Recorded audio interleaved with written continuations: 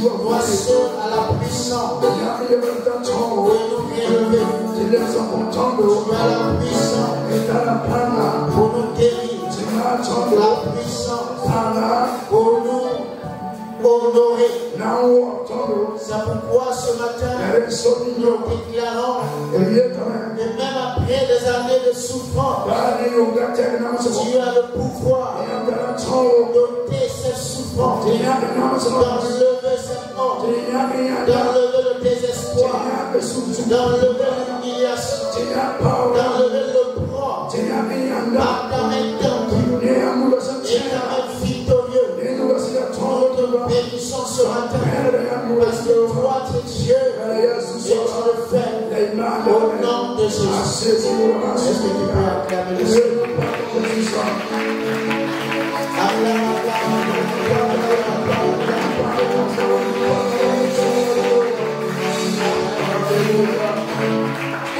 Salut aux 23 personnes avant de t'asseoir.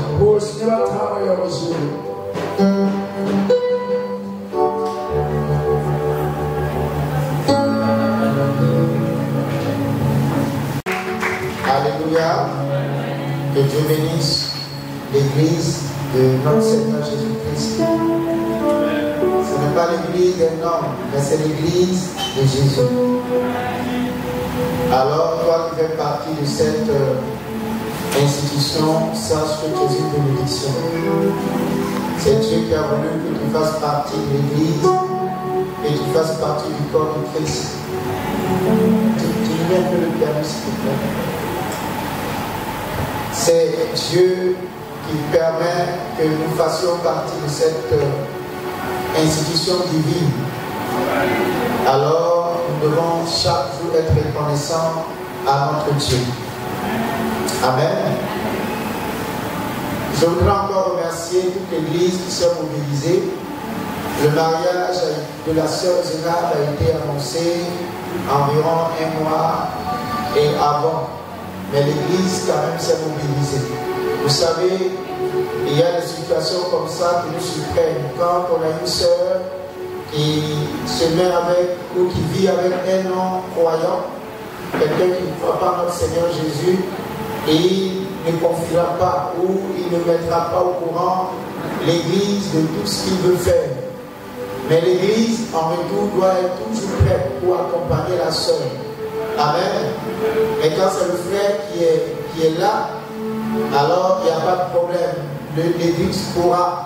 Et en général, tous les hommes qui sont à l'église viennent avec leurs femmes.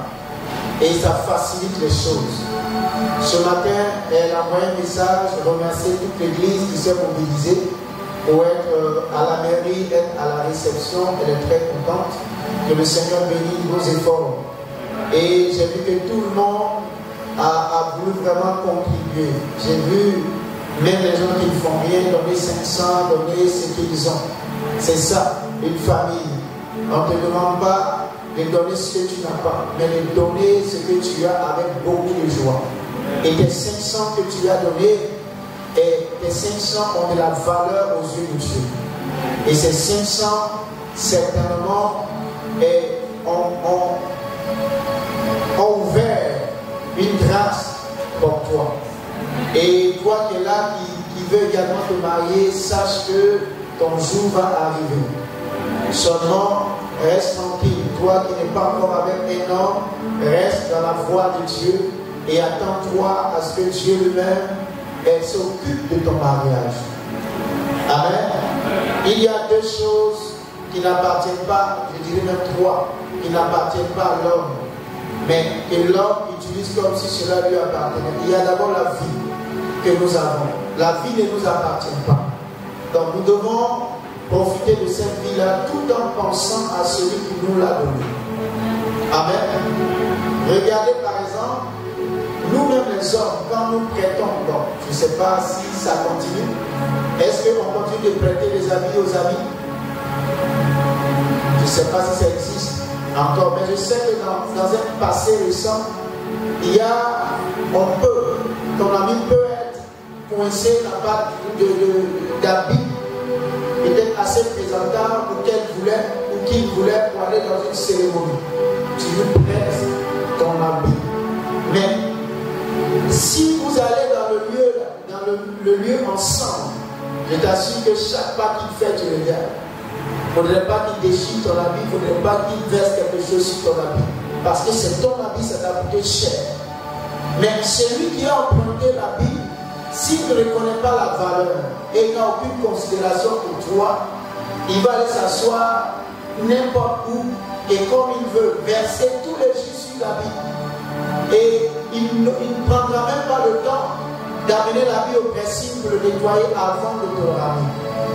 Mais celui qui considère que c'est un acte important que tu as posé fera attention.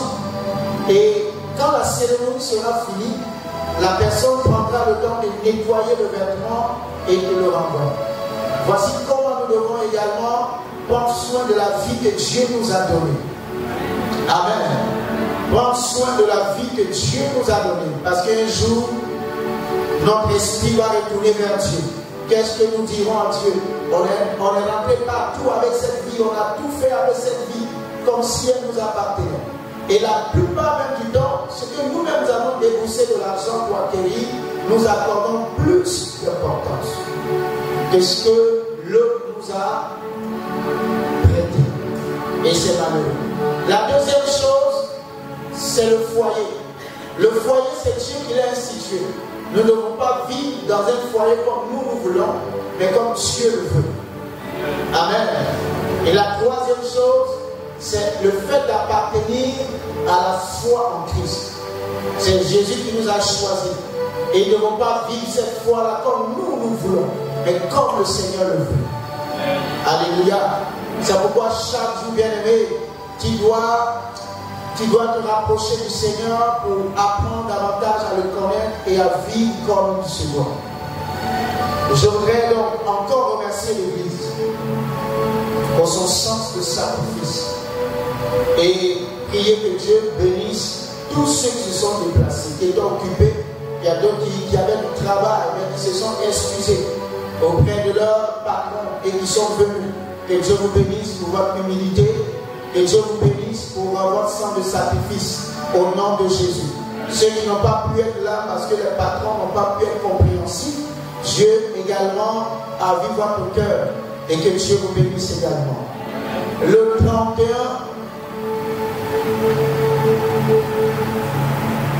nous sommes en mai, c'est ça?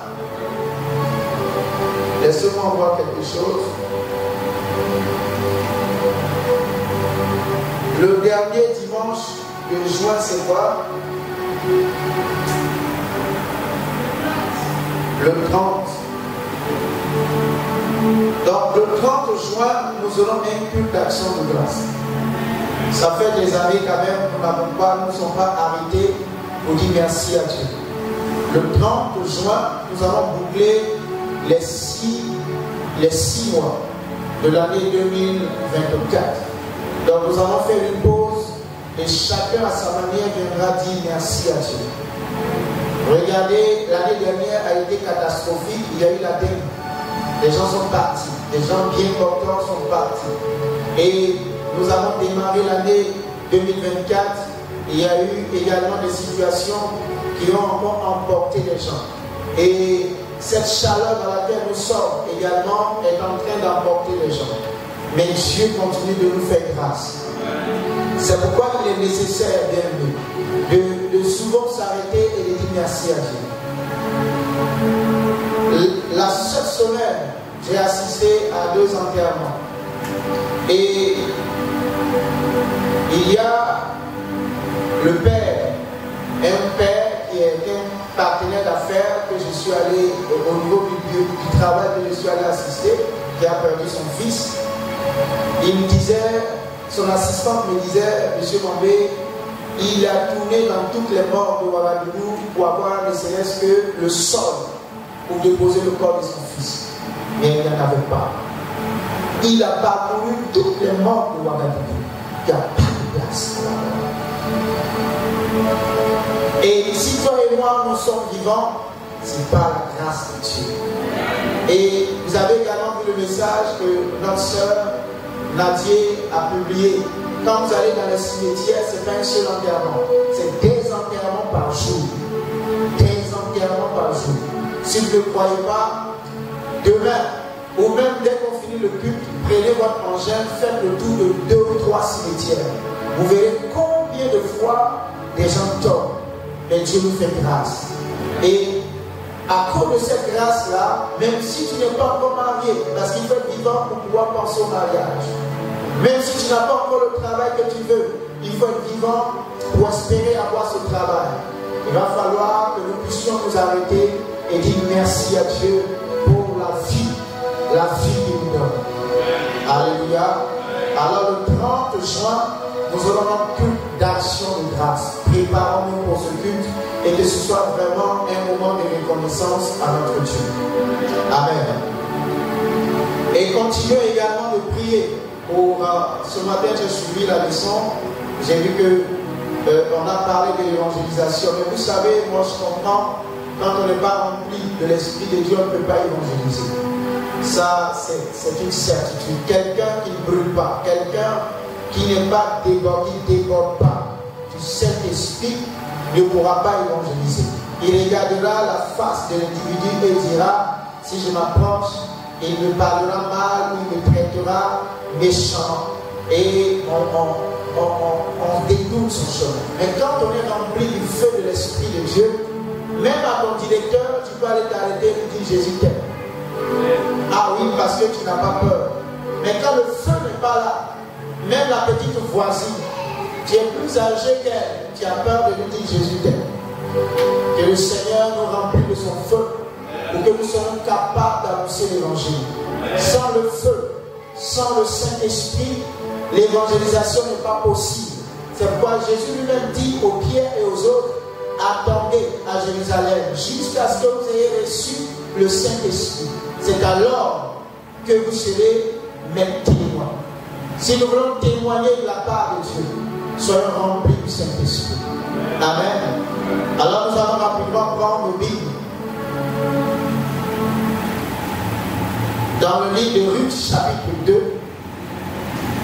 Ruth, chapitre 2, nous allons lire le verset 1. Ruth, chapitre 2, le verset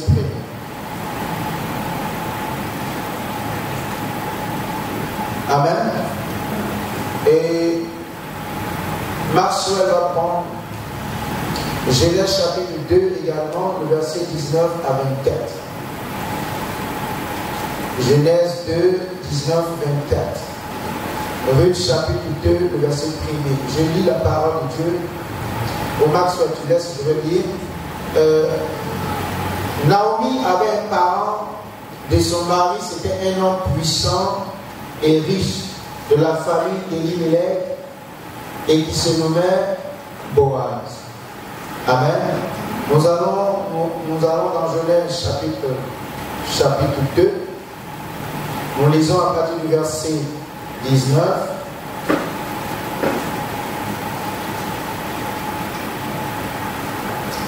Nous lisons, Genèse c'est le premier livre de la Bible. Genèse chapitre 2, à partir du verset 19. L'Éternel Dieu dit, il n'est pas bon que l'homme soit seul. Je lui ferai une aide semblable à lui. L'Éternel Dieu forma de la terre tous les animaux des champs et tous les oiseaux du ciel. Et il les fit venir vers l'homme pour voir comment il les appellerait. Et afin que tout être vivant portât le nom que lui donnerait l'homme. Et l'homme donna des noms à tout le bétail, aux oiseaux du ciel et à tous les animaux des champs. Mais pour l'homme, il ne trouva point d'aide semblable à lui. L'Éternel Dieu fit tomber un profond sommeil sur l'homme qui s'endormit. Il prit une de ses coques et referma la chair à sa place. L'Éternel Dieu forma une femme de la corde qu'il avait prise de l'homme et il l'amena vers l'homme. Et l'homme dit, voici cette fois celle qui est os de mes os et chair de ma chair, et l'on l'appellera femme parce qu'elle a été prise de l'homme. C'est pourquoi l'homme quittera son père et sa mère et s'attachera à sa femme et ils deviendront une seule chair. Prions le Seigneur. Éternel, nous voulons te confier ce message de ce jour. Tu es dans ta parole. La Bible déclare que ta parole est esprit et l'esprit vivifie. Que cette parole encore vienne nous vivifier, vienne nous donner suffisamment de foi et de force à nous attacher encore avec toi, à toi Seigneur, au nom de Jésus. Amen. Nous venons de lire deux textes, Ruth 2, 1, Genèse 2, 19 à 24. Et dans le livre de Ruth, la Bible nous dit que Naomi avait, connaissons tous l'histoire de Naomi, nous avons enseigné plusieurs fois sur Naomi et nous avons vu que Naomi était une bonne femme, était une bonne belle-mère. Et ces qualités-là ont permis à ces belles filles de rester attachées à elle après même le décès de leurs époux. Amen. Et après cela, la Bible dit que Naomi a décidé de retourner à Bethléem. Bethléem, sa ville. La ville, sa ville. Parce qu'elle est descendante de Lévi. Donc elle décide de retourner à Bethléem parce qu'elle avait appris que Dieu avait visité Bethléem, que Dieu avait redonné du pain à Bethléem, que Dieu avait encore fait grâce à Bethléem et la vie reprenait à Bethléem. Alors, Naomi va décider de retourner et quand elle décide, il y a cette belle fille du nom de Ruth qui va rester attachée à elle jusqu'au bout. Même si l'autre finalement a été convaincu par Naomi de retourner dans son pays, Ruth, elle, va s'attacher à Naomi et aller jusqu'à Bethléem. Et lorsque Naomi arrive, la Bible commence au chapitre 2 par dire que dans la famille de son époux, de son défunt mari, il y avait un homme puissant et riche. Voici comment la Bible commence à relater. Le chapitre commence par présenter cet homme-là qui est riche, qui est fort, qui est puissant et qui fait partie de la famille de son défunt mari. Alors, dans la suite de l'histoire, cet homme nommé Boaz va, par le lien qu'il avait avec Naomi, va permettre à Naomi de devenir par alliance une femme heureuse, parce que Ruth, sa belle, pourra enfanter. Et cet enfant-là, quand on va citer la généalogie, on verra que Ruth va faire partir et son fils, ainsi de suite, jusqu'à la naissance de Jésus. Amen. Le thème de mon message ce matin, c'est Dieu prépare pour toi une aide. Dieu prépare pour toi une aide. Naomi, lorsqu'elle quittait Bethléem, dans son esprit, c'était d'avoir une vie meilleure. Personne ne vit tout en espérant vivre dans la souffrance ou dans la douleur. Lorsqu'on vit, on travaille ou on met tout ce qu'il faut en place pour que les jours deviennent meilleurs. Que quelqu'un dise Amen. Alors, lorsque Naomi retournait à Bethléem, dans son esprit, c'était de ne pas oublier toute cette souffrance qu'elle a vécue dans le pays des Philistins. Et pendant qu'elle avait mis sur pied ce projet, dans la famille de son mari, Dieu a disposé un homme. Et la Bible dit que cet homme était puissant et également il était riche. Et ce monsieur du nom de Boaz va par la suite demander Ruth en mariage. Et le mariage de cet homme avec Ruth va relever la tête de Naomi. Parce que Naomi n'a plus eu d'enfant, parce qu'elle ne s'est plus remariée. Mais Boaz, que Dieu a préparé pour entrer dans la vie de Naomi, va permettre également à Ruth de pouvoir entrer dans une destinée à laquelle elle ne s'attendait pas. Et Naomi qui pensait que personne, peut-être de la maison de son mari, ne pouvait sortir pour venir racheter Ruth, à sa grande surprise, il va voir dans la maison de son défunt mari un homme puissant, un homme riche qui va sortir. Et c'est un homme généreux également qui va venir au secours de Naomi et également de Ruth. Et ces deux femmes attachées, je vous assure que le mariage de Ruth ne l'a pas éloigné de Naomi. Même si dans la suite, la Bible ne nous dit pas comment elles ont vécu. Et souvent on dit que quand il n'y a pas de nouvelles, c'est qu'il n'y a pas de nouvelles. C'est que tout va bien. Donc si la Bible ne revient pas pour nous dire comment s'est passé le mariage de Ruth, ça veut dire que même mariée à Boaz, Ruth est restée reconnaissante. Elle n'a pas changé d'attitude. Elle est demeurée une bonne fille. Et Naomi a vu ses larmes être séchées. Naomi a vu ses larmes essuyées par cette attitude de Ruth. C'est pourquoi je vais également prier que dans nos familles, il n'y ait pas seulement des personnes pauvres et malades, mais que Dieu également puisse susciter dans nos familles des hommes puissants et riches. Comme dans la famille de cet homme, Dieu a suscité un homme riche et puissant. Mais lorsque nous regardons souvent dans nos familles, il n'y a que la misère, il n'y a que la pauvreté. Mais notre prière devrait être également de voir Dieu susciter dans nos maisons, dans la maison de notre père, dans la maison de notre mère, des hommes en dehors de nous. Parce que quel que soit ce que Dieu veut faire avec toi, tu as besoin d'une aide. Que quelqu'un dise amen. Tu as besoin d'une aide.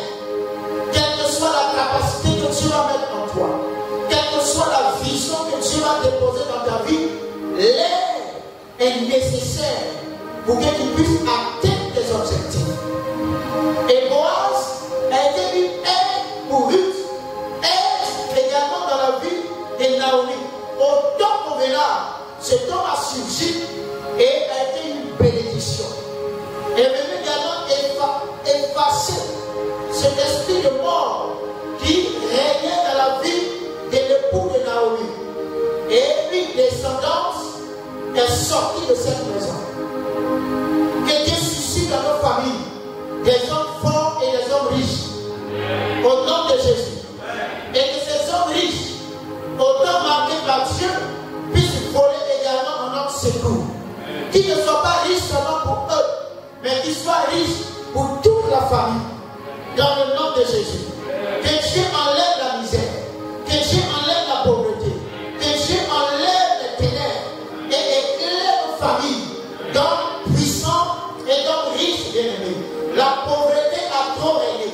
Le désordre, la pauvreté, comme les hommes le disent, la malchance, ces choses ont trop régné dans nos familles.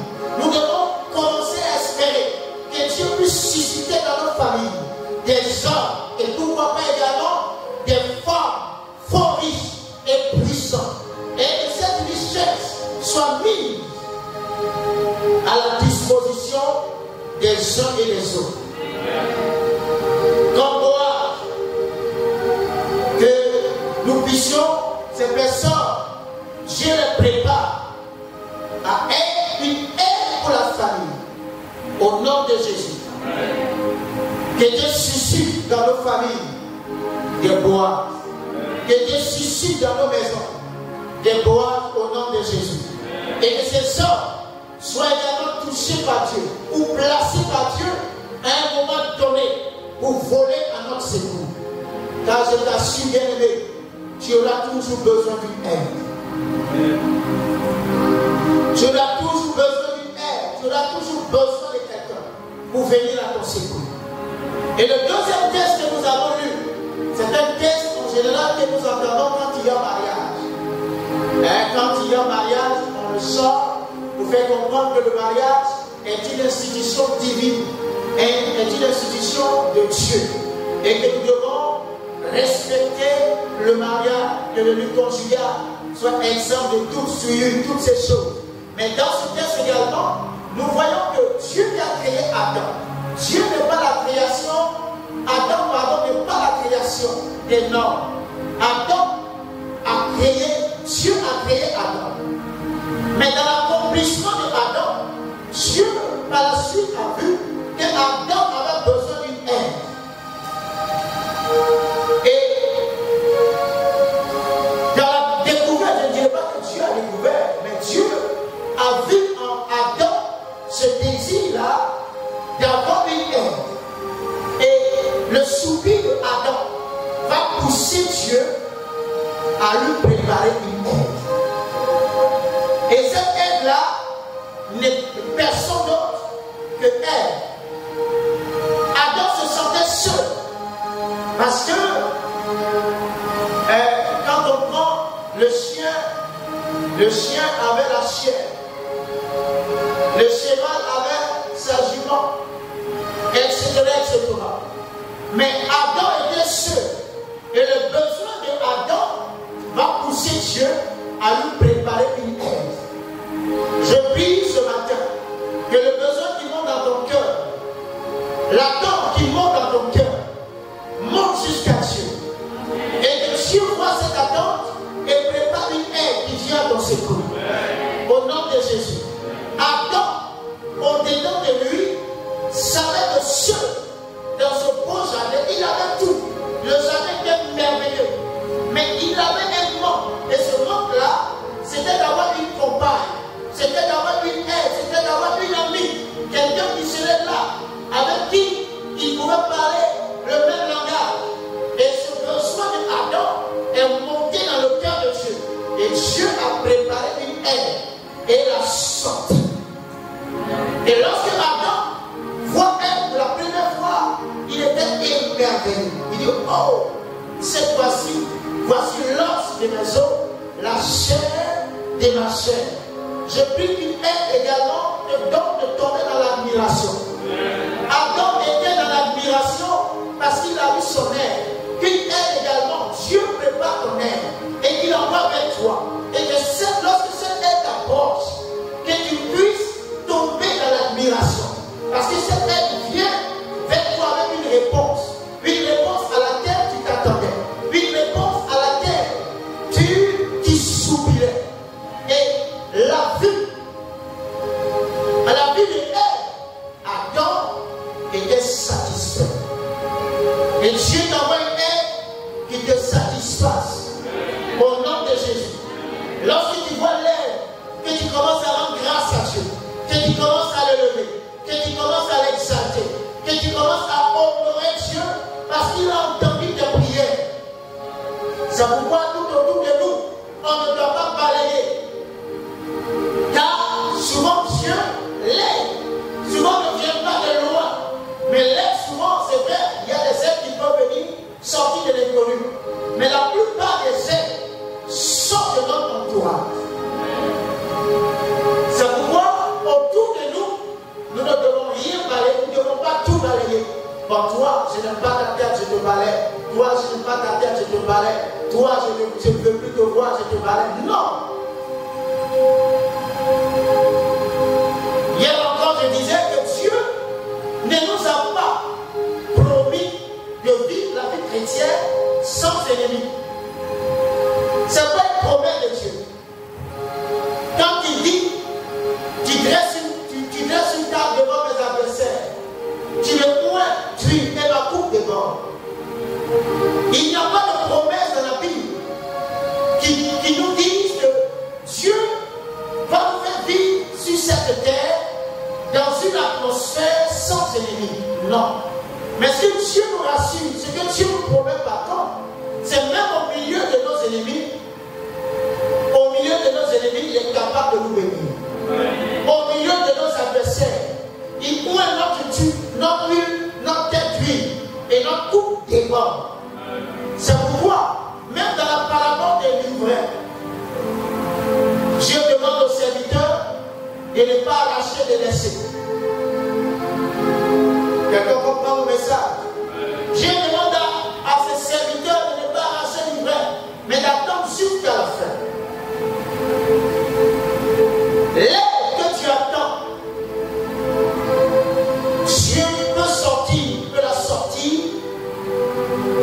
maison, de ta famille, même de ta belle famille. Nous n'avons pas le droit de balayer tout le monde autour de nous. Mais nous devons compter sur Dieu pour que dans ce milieu-là, même hostile, je puisse ouvrir notre tête d'huile et pas déborder notre cou. Au nom de Jésus. Adam avait un besoin. Et Dieu a préparé la réponse, la solution à ce vide. Vous savez le besoin, l'aide d'Adam, c'était qu'Adam était dans la solitude. Il avait besoin de quelqu'un qui pouvait échanger avec lui, qui pouvait le comprendre, parler le même langage que lui. Et Dieu a vu, Dieu a créé, a fabriqué à partir de la corde de Adam et Ève. Que le besoin qui actuellement bout dans ton cœur, que Dieu voit cela et prépare une aide qui vient répondre à ce besoin. Au nom de Jésus. Ce dont tu as besoin, qui prépare, et un matin tu te réveilles, tu tombes d'admiration devant ce que Dieu a fait ou devant ce que Dieu a préparé pour toi. Au nom de Jésus. Bien, l'aide est biblique. L'aide est biblique. C'est très important. Depuis le commencement de la Bible commence par parler d'aide. Dans l'ancienne alliance, l'aide était important. Et jusqu'aujourd'hui, dans la nouvelle alliance, l'aide continue d'être importante. Raison pour laquelle Dieu ne peut pas tomber les bébés du ciel. Mais quand un homme doit venir au monde, Dieu fait venir cet homme-là dans une famille. Pour que cette personne, pendant son temps de fragilité, ait l'accompagnement des parents. Alléluia. L'aide, elle est très importante. Nous avons vu Boaz. Et si nous lisons encore la Bible, nous allons voir que même les personnes que Dieu appelle pour son ministère ont besoin d'aide. Nous allons voir un autre exemple.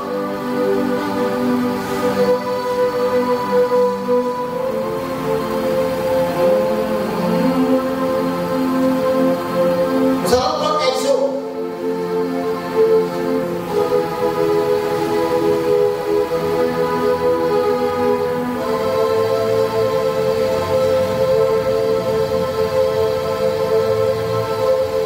Exode 4.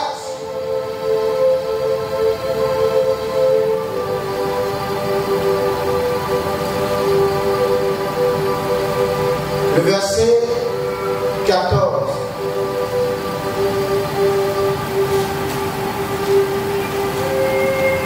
Exode 4, le verset 14.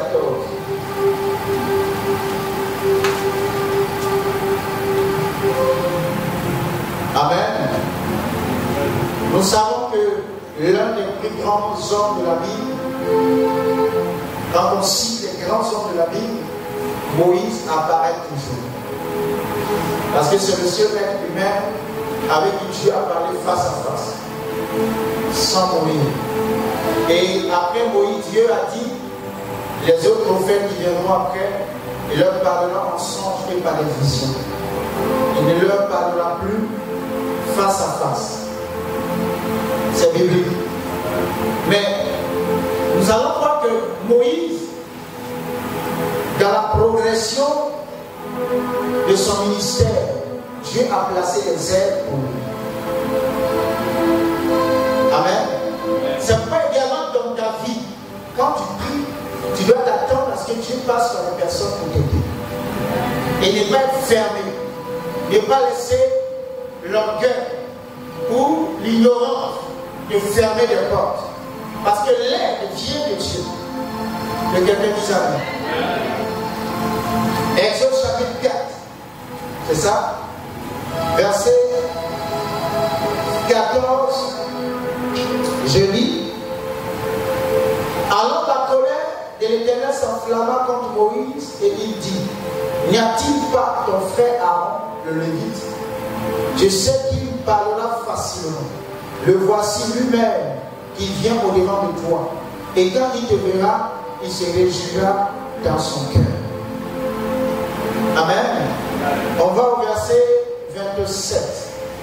L'Éternel dit à Aaron, va dans le désert au-devant de Moïse. Aaron partit, il rencontra Moïse à la montagne de Dieu et il le baisa. Amen. Donc voici Dieu qui appelle Moïse. Et vous savez, la Bible que la colère de l'Éternel s'enflamma. Vous savez pourquoi? Parce que Moïse était en train de convaincre Dieu qu'il n'était pas la bonne personne. Moïse était en train de dire à Dieu qu'il peut choisir une autre personne, pas moi. Parce que la responsabilité que tu es en train de me confier est trop grande pour moi. La preuve, je ne sais même pas parler. Je ne sais pas parler, alors envoie quelqu'un d'autre. Et Dieu va lui dire, tu as ton frère Aaron, lui parlera facilement. Et en même temps que Dieu dit à Moïse que Aaron, son frère, est là, ce n'est pas Moïse qui va aller le supplier pour lui dire, Aaron, s'il te plaît, viens parler pour moi. Au verset 27, la Bible que Dieu va parler à Aaron et lui dit, va vers Moïse. Et regardez ce que Dieu dit à Moïse. Il dit, quand il viendra et qu'il te rencontrera, il sera, comment? Dans la joie. Bien aimé, quand Dieu prépare une aide pour toi, l'aide qui vient t'aider est même joyeuse. La personne t'aide et elle-même, elle se sent bénie. La personne t'aide, elle-même, elle est épanouie. La personne t'aide et cette personne ne sait pas comment exprimer ce qu'elle est en train de faire. Parce que Dieu, au préalable, a déjà préparé cette personne à te faire du bien. Alléluia. C'est pourquoi les personnes qui t'aident et qui portent ton nom partout dans le monde pour raconter ne sont pas des aides. Quand quelqu'un est préparé pour Dieu, elle t'aide et elle est heureuse, comme Aaron. L'aide te rencontre et elle-même, elle est heureuse de parler pour toi. Elle est heureuse de te venir en aide. Elle est heureuse de te supporter. Voici ce que l'aide fait. Moïse a eu besoin de son frère, même ton propre frère, pour qu'il devienne ton aide. Il faut que Dieu le touche. C'est pourquoi nous disons souvent de ne pas compter sur ton oncle ou sur ton père. Quand Dieu lui-même va décider que c'est ton père qui va ton aide, Dieu va toucher ton père. Dieu va toucher ton oncle. Dieu va toucher ta tante. Mais si toi-même tu veux aller forcer les choses, tu seras frustré. Quelqu'un n'a pas dit amen. Mais quand Dieu décide que c'est ton frère qui doit être ton aide, mais ton frère t'aide et il est joyeux. Ton frère vient à ton secours et il est content. Il t'appelle. Comment ça va? Est-ce que tu évolues? Est-ce que tu progresses? Mais quand ce n'est pas le cas, tu lui demandes 10 000 francs. Il te donne les 10 000 avec des injures. Que Dieu prépare des sortes de femmes autour de nous. Pour nous venir en aide au nom de Jésus. Est-ce que tu peux acclamer la parole de Dieu?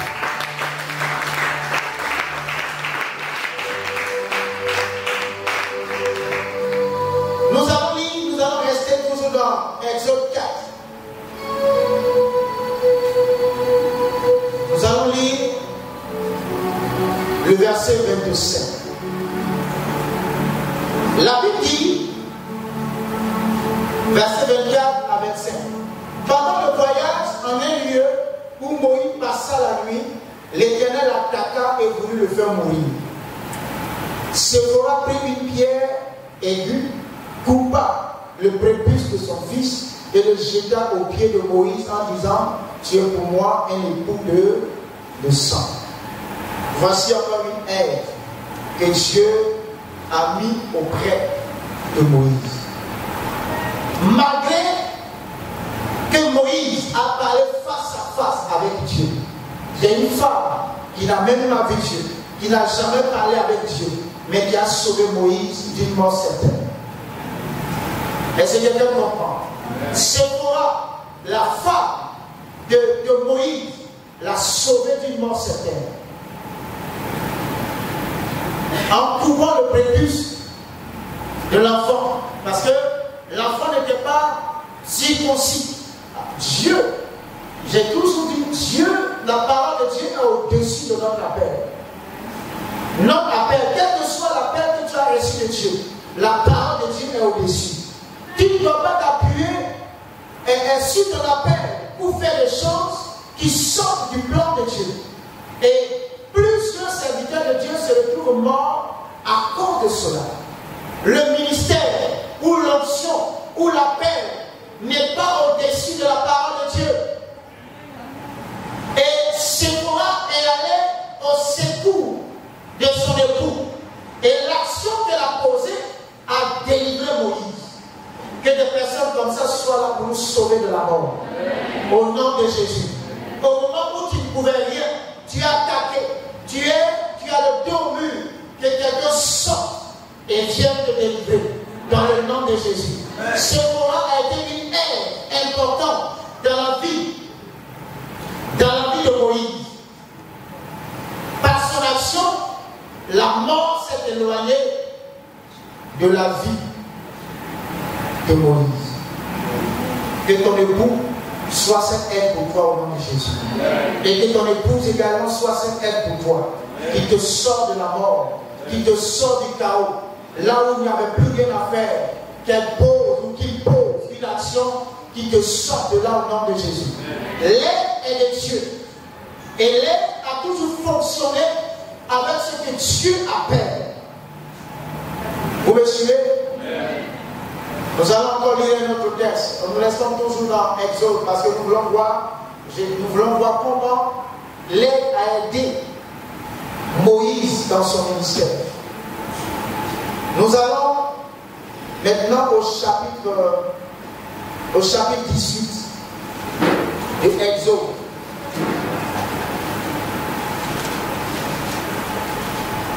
Chapitre 18 de Exode.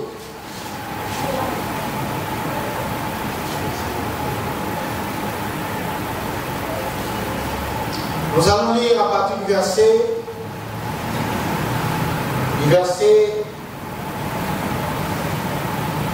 13, si vous voulez.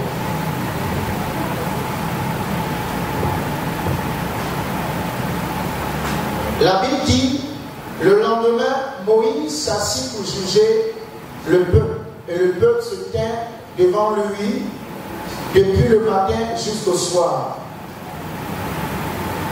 Le beau-père de Moïse vit tout ce qu'il faisait pour le peuple. Et il dit, que fais-tu là avec ce peuple? Pourquoi sièges-tu seul?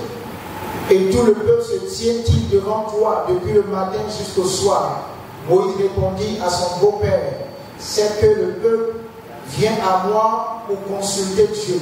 Quand ils ont quelques affaires, ils viennent à moi, je prononce entre eux et je fais connaître les ordonnances de Dieu et ses lois. Le beau-père de Moïse lui dit, ce que tu fais n'est pas bien. Tu t'épuiseras toi-même et tu épuiseras ce peuple qui est avec toi. Car la chose est au-dessus de tes forces. Tu ne pourras pas y suffire seul. Je vais m'arrêter là. Après, vous pouvez continuer la lecture. Vous savez pourquoi j'ai trop rendu visite à Moïse? Lorsque vous lirez un peu plus haut, vous verrez que Séphora a été renvoyée. Séphora, la femme de Moïse, a été renvoyée. Et son beau-père Jéthro prend Séphora, prend les enfants que Moïse a eus et décide d'aller voir Moïse. Certainement, c'était pour comprendre qu'est-ce qui s'est passé. Mais lorsqu'il arrive, il va être une aide pour Moïse. Ce qui montre que Jéthro n'était pas quelqu'un de rancunier. Amen. L'aide que Dieu prépare pour nous, l'aide n'est pas rancunière. Amen. C'est pour regarder, et souvent également, nous parlons d'aide, mais nous-mêmes nous pouvons être des aides. Nous aussi, Dieu nous dispose à pouvoir aider les autres. C'est pourquoi, après avoir aidé Moïse, a été renvoyé. Certainement, lorsqu'elle est arrivée en Égypte, Dieu a fait des choses, ils ont quitté. Certainement, Marie et les autres ont dit, celle-là, c'est une étrangère. Elle ne peut pas. Et souvenez-vous que Dieu même a frappé Marie de l'aide, parce qu'elle murmurait comme Moïse, à cause de ce que Moïse avait épousé une étrangère. Et je suis sûr que c'est toutes ces choses-là qui ont fait que Moïse a finalement renvoyé Séphora. Donc, nous pouvons être une aide, aider, mais après, nous pouvons ne pas avoir la reconnaissance nécessaire de celui que nous avons aidé. Il faut également qu'on comprenne cela. Sinon, on pensera que ce n'est pas Dieu qui nous a aidé. Tu peux aider, mais la personne même que tu aides peut après ne pas comprendre et te traiter de n'importe quoi. Mais le traitement de la personne que tu aides ou le traitement que tu reçois ne doit pas t'empêcher de continuer à être une aide. Au nom de Jésus. Alors Jésus arrive avec sa fille et ses petits-enfants. Il voit son beau-fils, je ne dirais pas s'il faut dire ex, il voit Moïse en train de siéger et de travailler pour l'Éternel. Il regarde, il voit que le gars, il a l'onction, il a parlé avec Dieu, mais il y a certains éléments qu'il ne maîtrise pas. Donc il vient en aide à Moïse pour lui dire, ce que tu fais là n'est pas bien. Voici comment tu devrais faire. Et Moïse ne s'est pas dit non, comme j'ai renvoyé sa fille là, il est venu peut-être m'induire en erreur. Il a écouté les propos de son beau-père et il a suivi ses conseils. Bien aimé, quelle que soit l'onction qu'on reçoit, il y a des choses qui vont nous soulager dans notre ministère ou dans notre vie si nous apprenons à écouter les aides que Dieu envoie. C'est pourquoi je prie ce matin que Dieu ouvre notre esprit, que Dieu dispose notre cœur pour que nous soyons humbles à écouter ceux-là que Dieu envoie vers nous pour nous faire des propositions. Dans le nom de Jésus. Nous voyons que Séphora a aidé, Jétro a aidé, qui d'autre a aidé? Aaron a aidé. Amen. Exode 38, verset 23. Nous allons boucler avec Moïse.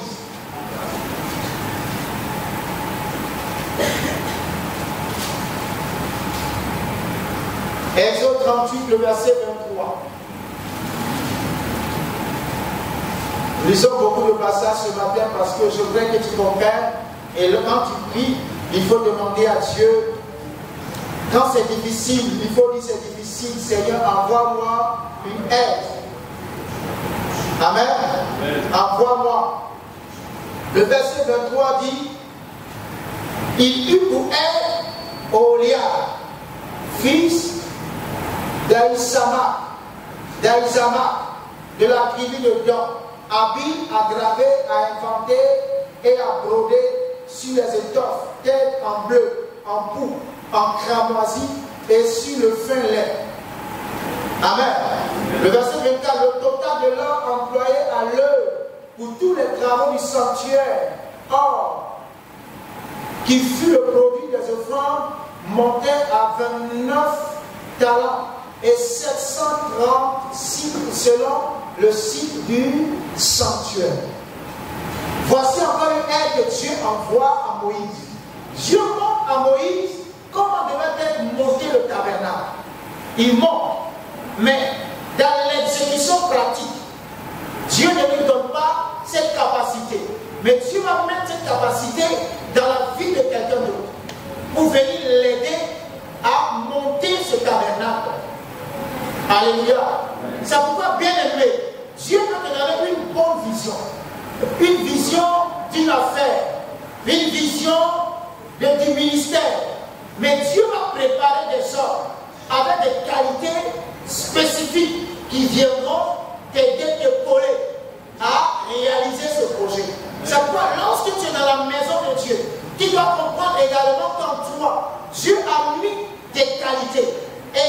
qualité là doit être utilisée pour l'avancement du ministère. Que ce soit dans la famille, c'est pourquoi tous les enfants ne sont pas les mêmes. Les enfants dans une maison ne sont pas les mêmes. Dieu équipe chacun des dons particuliers. Et ce don-là doit être mis à la disposition de la communauté, de la famille, pour que la famille soit épanouie. Alléluia. Et c'est ce que Dieu va faire avec Moïse.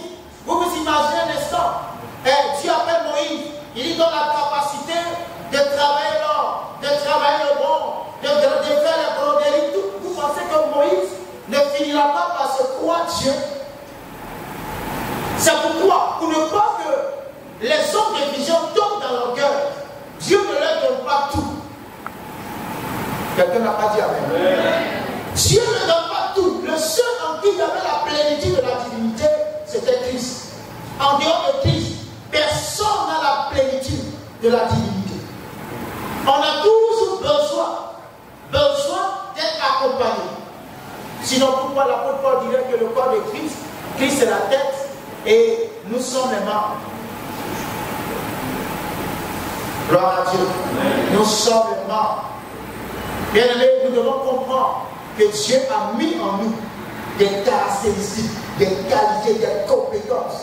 Et ces compétences-là, nous devons les mettre à la disposition de la communauté.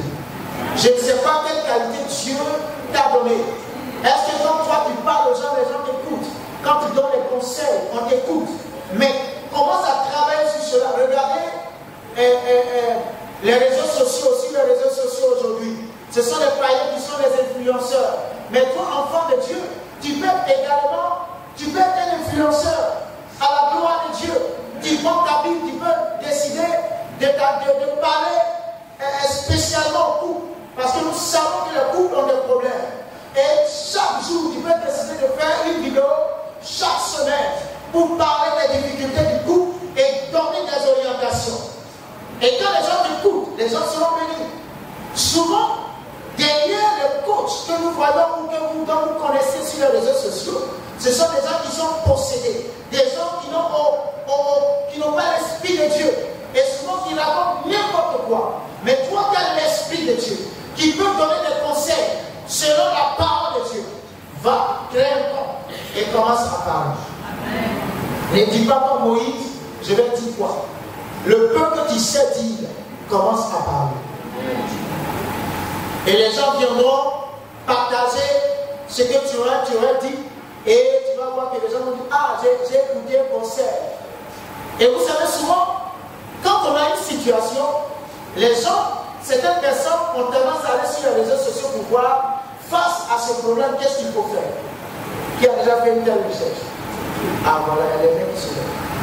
Qu'est-ce qu'il faut faire? Et c'est ce qui est dit sur les réseaux sociaux là, qu'on prend et on applique. Mais pourquoi nous ne pouvons pas utiliser également les réseaux sociaux pour répandre la bonne nouvelle de Christ? Que Dieu suscite des influenceurs de cette communauté. Ah, il faut bien dire amen. Les mégas que tu payes tout le temps, il faut utiliser ça pour l'œuvre de Dieu. Tu places, si tu veux, Roger va te prêter la caméra. Il ne faut pas casser ça. Tu places ça bien et puis tu parles. Tu finis de parler, on va enlever tes données. Tu fais de ça ce que tu veux. Alléluia. Mais il faut influencer. Influence. Alléluia. Regardez aujourd'hui, les jeunes filles vont sur les réseaux sociaux, les prostituées, elles vont, souvent elles se mettent pratiquement nues, elles font des choses et se partagent. Mais toi, va et parle de la puissance de Dieu. Tu seras une aide pour quelqu'un. Au nom de Jésus.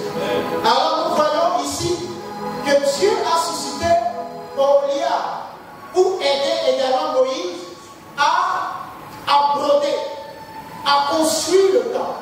Il y a encore d'autres personnes que Dieu va susciter. Je vais prier ce matin. Toi qui es dans un besoin, toi qui es dans une situation et qui t'attend à une intervention divine, que Dieu prépare ta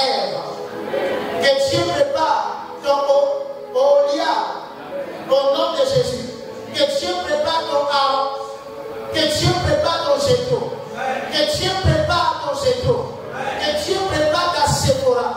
Qui te vient en aide. Au nom de Jésus. Je vais terminer en disant ceci. Même l'église que nous sommes, notre aide première, c'est qui? C'est qui? Le Saint-Esprit.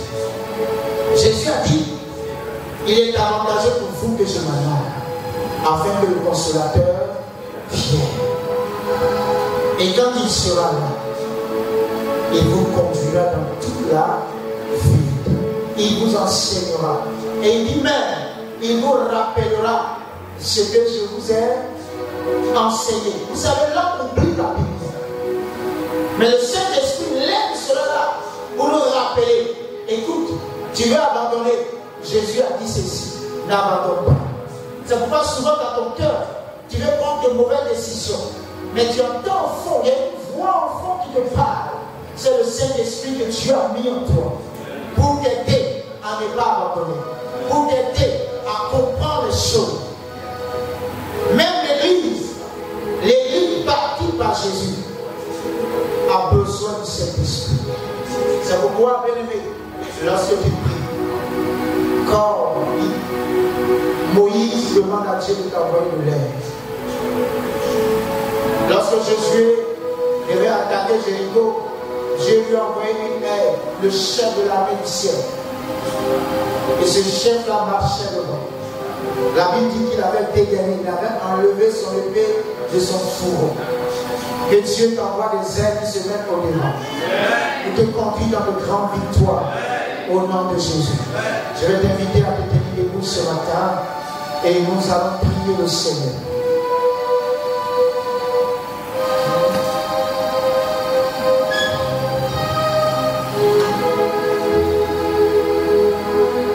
Tu vas prier le Seigneur et tu vas, selon que le Saint-Esprit t'a parlé ce matin. Il y a tellement de défis, il y a tellement de choses que Dieu voudrait nous voir faire. Mais de par nous-mêmes, ce n'est pas possible. Et plusieurs ici, comme Moïse, sont en train de dire, Seigneur, je suis faible. Seigneur, je ne peux pas. Regarde-moi, je suis encore attaché à l'alcool. Je suis encore attaché à ces histoires de femmes. Je suis encore attaché à la cigarette. Je suis encore attaché, oui, au vol. Je suis encore attaché à l'escroquerie. Mais le Saint-Esprit, qui est l'aide de l'Église, te vient en aide maintenant, au nom de Jésus. Et là, dans le domaine, quel que soit le domaine, dans lequel tu as besoin d'une aide, Dieu t'envoie cette aide ce matin, au nom de Jésus. Et là, il commence à prier le Seigneur. Envoie-nous, Seigneur. Envoie-nous, Seigneur. Envoie-nous, Seigneur, l'aide du moment. Envoie-nous, Seigneur, l'aide qu'il faut. Nous avons besoin de ton aide pour être excellent, pour avancer, pour accomplir ta volonté. Nous avons besoin de ton aide. Nous avons besoin de ton aide. Oui, entoure-nous, Seigneur. Dans la maison de mon Père, je veux avoir suscité des hommes forts riches. Dans la maison de mon Père, suscite des hommes puissants, des hommes riches, des hommes puissants, qui aident, Seigneur, qui soutiennent, Seigneur, qui encouragent, Seigneur, qui viennent porter, qui viennent aider à l'accomplissement des visions. Au nom de Jésus, suscite maintenant pour cette église des Aaron, suscite pour cette église, Seigneur, des Séphora, suscite pour cette église des Jéto, suscite pour cette église, oui Seigneur, de Boaz, suscite pour cette église des Èves, Seigneur, qui viennent répondre aux différentes attentes. Au nom de Jésus-Christ de Nazareth, autour de nous, tu suscites des ailes. Autour de nous, viens susciter, viens susciter, viens susciter, viens susciter, viens